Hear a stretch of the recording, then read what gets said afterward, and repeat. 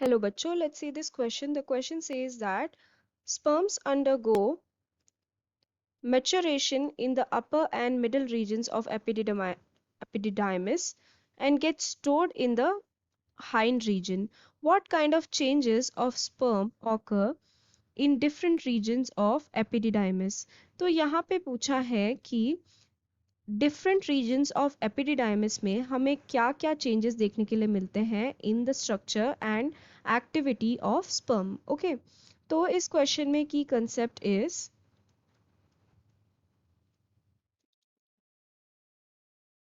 एपिडिडाइमल epididymal function in spermatogenesis.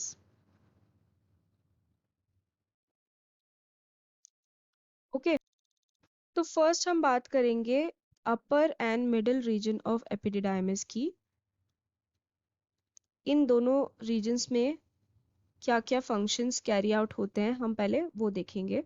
ठीक है, तो अपर रीजन एंड मिडिल रीजन में क्या होता है, जो इमेच्योर स्पर्मेटोजोआ होता है ना, now these immature spermatozoa cannot transport themselves from one place to another because इनके अंदर मोटिलिटी के लिए कुछ भी चीज़ नहीं प्रेजेंट रहती है, so these are basically these are immotile.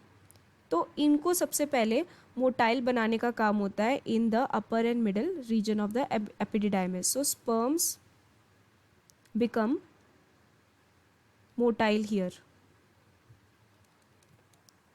Okay, another thing that happens here is कि जो सीमेन है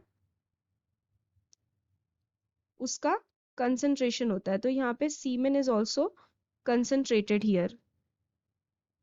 जो भी water content, excess water content है वो निकाल दिया जाता है in the upper and middle region. So these are the two functions in the upper and middle region. First is sperm को मोटाइल बना दिया जाता है, सेकेंड इज सीमेन को कंसंट्रेट किया जाता है।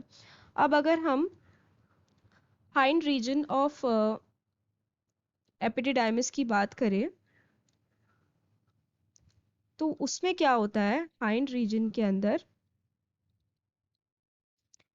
इनएक्टिवेशन ऑफ स्पर्म होता है, inactivation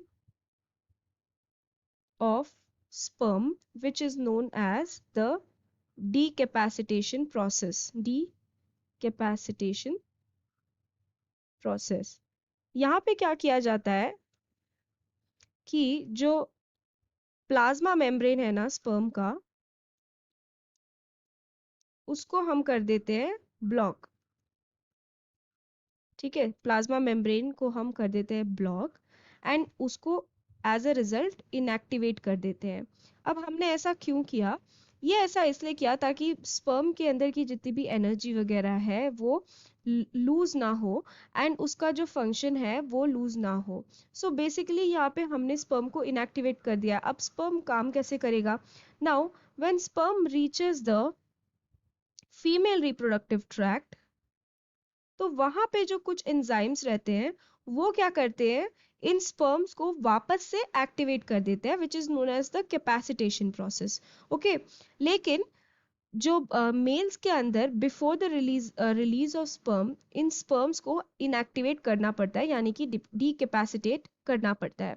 so that's why hind region of epididymis में डीकैपेसिटेशन का प्रोसेस होता है। तो तीन प्रोसेसेस क्या क्या होते हैं, एक तो अपर एंड मिडिल रीजन में स्पर्म मोटाइल बनता है एंड सीमेन कॉन्सेंट्रेट होता है, एंड सेकेंड हाइंड रीजन में डीकैपेसिटेट होता है। So I hope you have understood it well. Best of luck.